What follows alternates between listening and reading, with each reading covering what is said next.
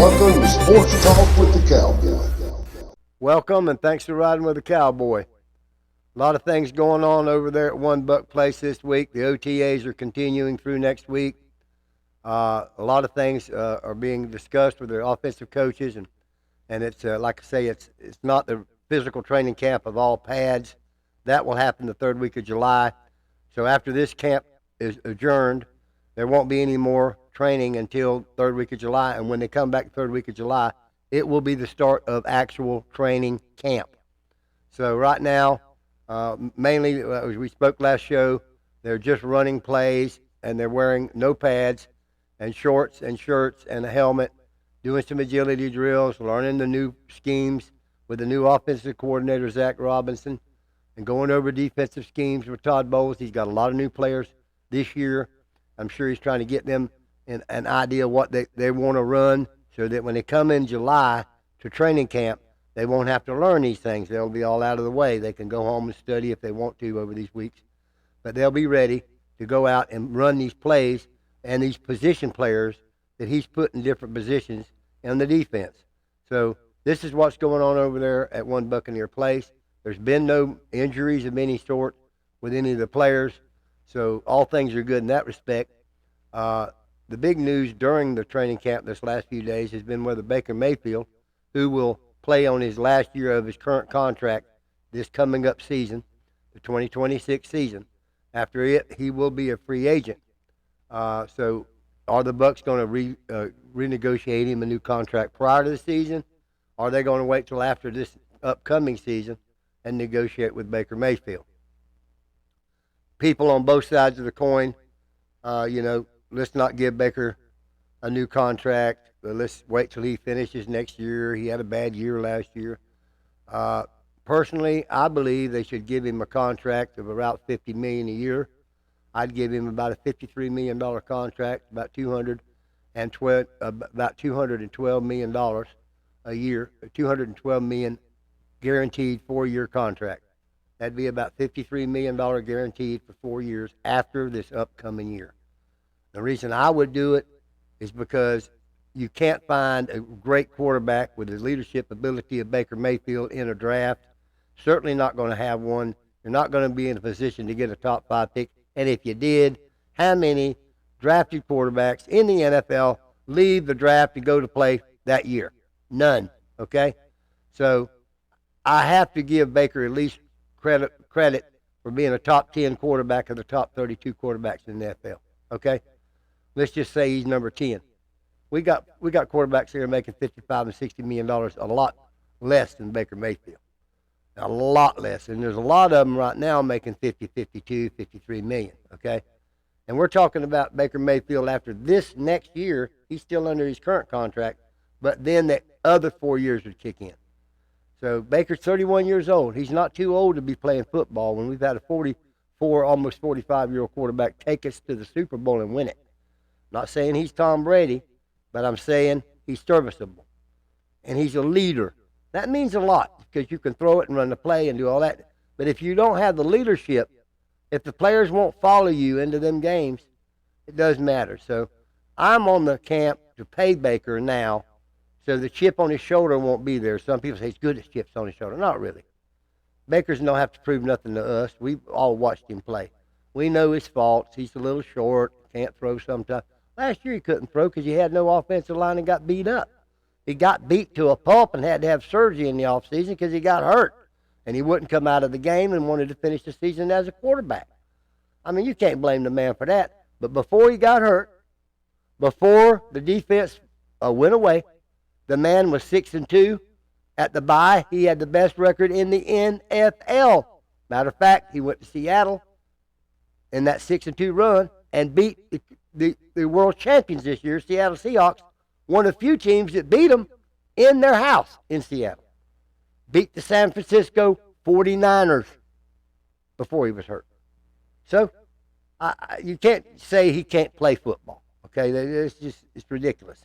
And who would you get any cheaper than $52, $53 million? Not many out there. It's not like there's an abundance of the 32 starting quarterbacks in the NFL being available. Okay, I mean Aaron Rodgers is like 44 years old, but I mean Let's be realistic. A good starting quarterback is hard to find. So I say give Baker the money. We're going to keep watching this offseason to see whether Baker does get the money. And Baker can still get the money during training camp. Don't get me wrong. But they should negotiate a little bit with him. And according to what our reports are, they have made Baker an offer. And Baker told the press that offer was far apart from what he expected. So, I mean, when you're negotiating big money like this, I'm sure you start low and work up. But we'll just have to see how that goes. Other than that, everything is going good over there. Reuben Bain's doing good. Scott, our defensive back's doing good. T.K. Smith's out there. You know, Antonio Winfield's out there. Benjamin Morrison's out there. Parrish is out there. You know, Trotter's out there at a linebacker spot. Our new free agents are out there. Everybody's out there, and that's a good thing to get the camaraderie going. But you don't want the leader of your team, the quarterback, to be disgruntled, to feel as if he's not appreciated, because, like it or not, Baker Mayfield took us to the playoffs many times, and he has won a playoff game with us. Though we have lost out of the playoffs and not got to the promised land, we were in the game at the end of the season. And if you don't remember that we have been there many times, they say, yeah, but you're in it. I don't want to hear any of that pokey. Either you're in or you're not in. And when you're in, either you win or you go home. And we have won. So give Baker the $53 million, make him happy, let him go into next season. What if he gets hurt? What if he does? Okay, pay the man. You've got plenty of money. It's not my money, it's the Bucs' money, but what you gonna do if he leaves? What you gonna do? You gonna go get a free agent? Well, who is that you're gonna go get? You gonna trade for a good starting quarterback out there? You think a team's gonna let their quarterback go? No. So what are you gonna do? Draft one? Oh yeah, really? You're gonna draft a kid from college that can't even shave yet, and think he's gonna lead the team? Really? No. Let's just get this done. Jason Light, get it done. Give the man a 4-year deal. Give him something comparable. There's quarterbacks making almost $70 million. Now, if you get him at $50 million, you're getting him cheap. You got him cheap these years. You only paid him $33 million a year. But you gave him $40 this year, but you only gave him $33 million a year. You didn't overpay for him right now. So give him $50 million. It won't keep. And then we'll have a quarterback. He'll feel good about it. The team will say, look, they rewarded Baker for being our leader. Don't let Baker feel bad during this season. And then after the next season, you got to sign Vita Vea back on a contract and Yaya Diaby on a contract. You're going to have a hard enough time signing free agents next year. Don't be trying to negotiate at the end of the season when you got those two to have to worry about getting back on the team. And you've still got Baker to contend with. Get Baker out of the way. So we'll keep you posted on what goes on. And send me in your comments how you feel about it. I know a lot of people have different opinions on it. A lot of people say, let him play this year. You don't mind. Let him play. Okay, well, what happens if he has a great season?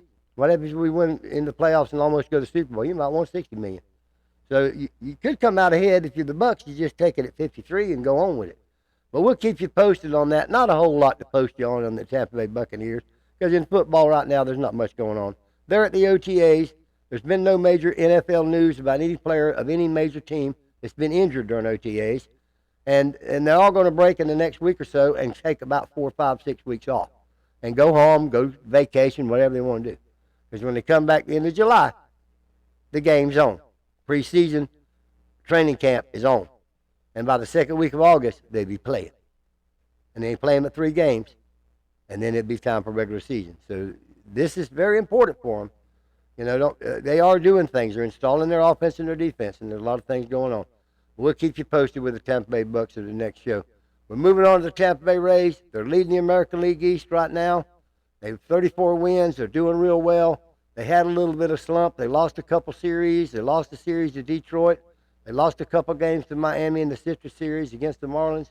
They have come back today and finished up 3 straight wins against the Boston Red Sox in Tropicana Field. Now they're going on out to California and play the Angels and, yes, the dreaded Dodgers. So they'll be gone for about 10 days. Tomorrow they'll make a travel day, and on Friday they'll start playing out on the West Coast. But right now we're doing well. We're a game and a half above the New York Yankees, and we just got to keep playing one game at a time. Still have a long way to go. We're not even at the halfway pole yet, but we're getting close to the halfway pole. But congratulations to the Rays for what they've done with what little they have, what little payroll they have, and congratulations to them. As far as the Lightning goes, no news. No news. They're all enjoying themselves, and they won't be back till the first part of October. So they're enjoying their off time. As far as the NBA, the Knicks and the San Antonio Spurs, the Knicks lead the series 2-1. There's a game tonight at Madison Square Gardens. Myself personally, I have no dog in this fight. If there's an NBA team out with the Sports Talk with Cowboys supports, it's the Orlando Magic, and they ain't sniffed the playoff for about 15, 20 years. So I'm going with the Knickerbockers from New York only because they haven't won a championship since 1973. And so I'm supporting a team that is a drought. Being a Buck fan, I can appreciate a team for 57 years that ain't had a winner. So they have an opportunity to win. The Spurs have won 7 championships, and they've won like 3 in the last 10 years. So bringing home an NBA championship is a great thing in San Antonio, but they do it pretty often. The Wembanyama, the young guy that's a huge guy from France, a young superstar, he'll have many more championship runs, I'm sure, with that San Antonio Spurs team. And I'm not saying they won't win, but if you want to tune in the NBA playoff action, MSN, Madison Square Gardens, tonight, 8:30, ABC TV. And that's game 4, best of 7 as we know. As far as racing, not any news on the race. The 24 Hours of Le Mans, the greatest of all endurance races, will be this weekend in Le Mans, France. Other than that, not much going on in any other sport except that the Memorial Tournament was held in golf. I think we have this week, I don't know what tournament it is. Maybe it's the Colonial. I might be wrong about that, but 2 weeks from this weekend will be the U.S. Open, which is another one of the majors in golf. And we'll keep you posted on the U.S. Open.